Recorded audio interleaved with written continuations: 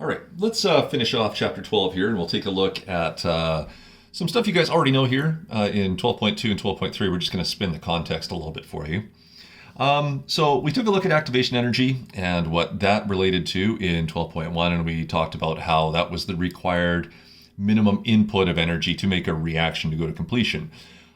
We also looked at that as a hill to climb for both the forward and potentially the reverse reaction. So we could go from reactants to products if we wrote it that way. We could also take a look at the larger hill in an endothermic reaction as we go back from products to reactants. So we kind of start to see this idea that energetically speaking, all reactions should technically be reversible. The reason why you have one reaction over the other has to do with that energy barrier or that activation energy that exists between your reactants and products. So let's talk more a little bit about this energy barrier. And so we start talking about bond energy. And bond energy is specifically defined as the energy required to break a bond. Now remember, bonds are stored energy, so you've linked your atoms together.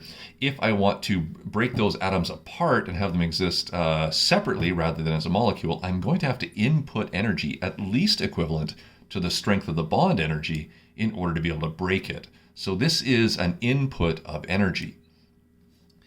When we go through our chemical reactions and our phase changes and stuff like that, we are talking about breaking and forming different bonds.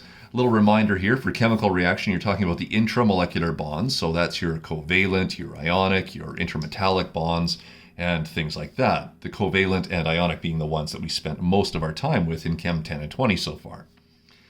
We can also take a look at what's going on with phase change, and we've seen that come up here, especially with water, when we're considering its state and so on and so forth, and how it has different energies.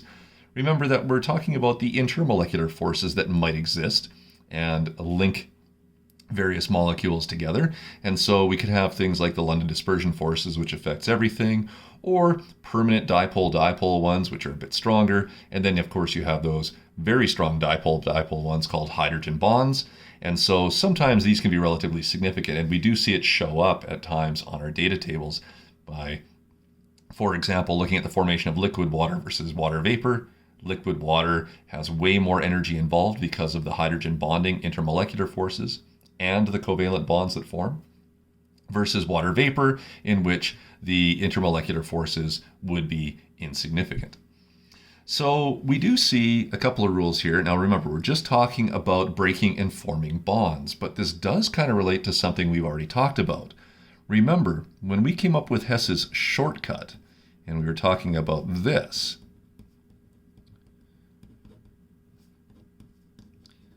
we took a look at the difference in energies or potential energies by just looking at what was going on with formation of products versus formation of reactants. Remember, we had said that reactants had to decompose, so we'd do all these sign flips and it would get really annoying, or we could just do the sign flip here and move the negative. So think about it. Remember, we are decomposing all of our reactants. So we must break those bonds, which means it's always an endothermic process and you have to input a whole bunch of energy. So this was generally going to come at a cost. You had to input this to get the reaction to go.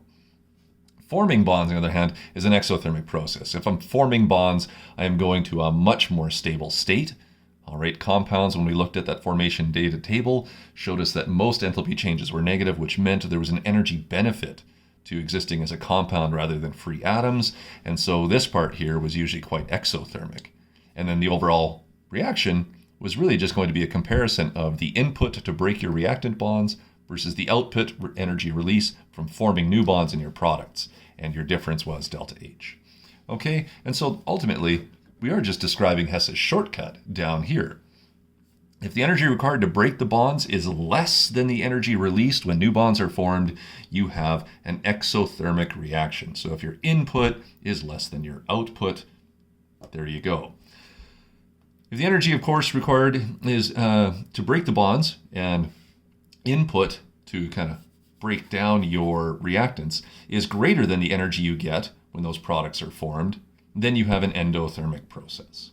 Okay, so again, don't be too confused by all of this, but chapter 12.2 just goes into kind of detail on this perspective of bond energy, But we really did discuss this in chapter 11 when we talked about why we could shortcut Hess's law by just looking at formation and decomposition enthalpies. And then that little minus there was just allowing us to shortcut it even a little bit further. Okay, so that should be fairly straightforward. The last little part that we have here is to take a look at catalysis and reaction rates. Okay, and so when we take a look at catalysts are substances that make the reaction easier, and so we should see an increase in the rate of reaction. But catalysts aren't reactants in the reaction. They just kind of create a better place for the reaction to occur. They just make it easier, and so they are not consumed, nor do they participate in the reaction. What would that look like if we were to look at this energetically?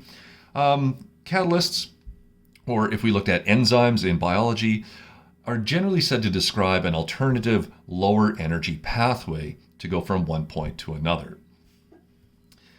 When we see this on the graph, we will always see this as a lowered activation energy. So you can see on this graph, we have an original exothermic reaction with a fairly large hill to climb. And so its activation is quite high. So it's going to be a fairly slow reaction trying to get over such a big hill.